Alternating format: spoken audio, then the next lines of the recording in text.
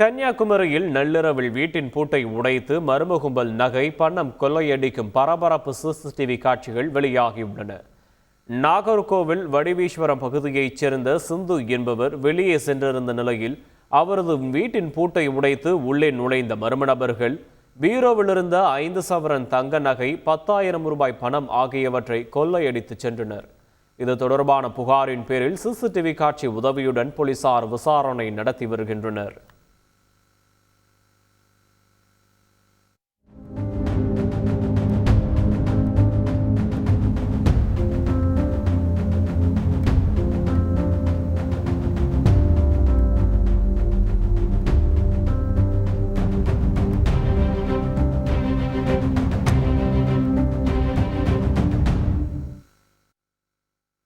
கன்னியாகுமரியில் முன்விரோதம் காரணமாக சலூன் கடை உரிமையாளரை 3 பேர் கொடூரமாக தாக்கும் வீடியோ வெளியாகி பரவி வருகிறது.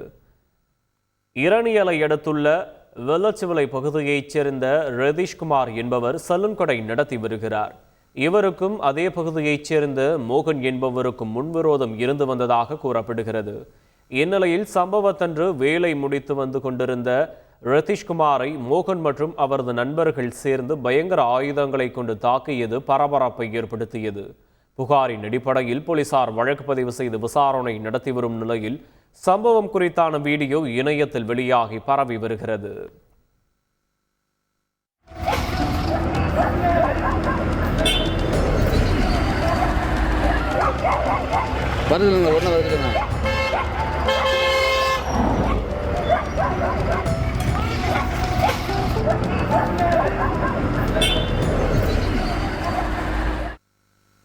புதுக்கோட்டை மாவட்டம் பொன்னமராவதி அருகே பைனான்சியரின் வீட்டிற்குள் புகுந்து 14 சவரன் தங்க நகையை திருடிச் சென்ற கொள்ளையர்களை போலீசார் தனிப்படை அமைத்து தேடி வருகின்றனர்.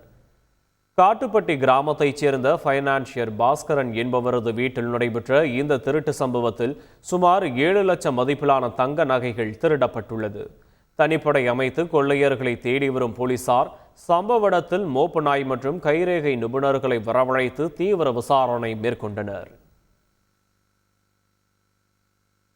மதுரையில் ரயில்வே மேலாளரிடம் வழிப்பறியில் ஈடுபட 3 பேர் கைது செய்யப்பட்டிருக்கின்றனர். உத்தரப்பிரதேசத்தைச் சேர்ந்த ஹிமான்பு மதுகர் விமல் என்பவர் சுலைமான் ரயில்வே நிலையத்தில் மேலாளராக வேலை பார்த்து வருகிறார். இவர் கடந்த 2 தினங்களுக்கு முன்பாக மதுரை ரிங் ரோட்டிலிருந்து ரயில் நிலையம் செல்வதற்காக ஆட்டோ ஏறியபோது ஆட்டோவிலிருந்த 3 பேர் அவரிடமிருந்து செல்போன், பணம் ஆகியவற்றை தாக்கிவிட்டு பறித்து சென்றனர். இது தொடர்பான புகாரின் அடிப்படையில் விசாரணை மேற்கொண்ட போலீசார் சிறார் ஒருவர் உட்பட 3 பேரை கைது செய்து சிறையில் அடைத்தனர். செய்திகளை உடனுக்குடன் தெரிந்து கொள்ள உடனே சப்ஸ்கிரைப் பண்ணுங்க.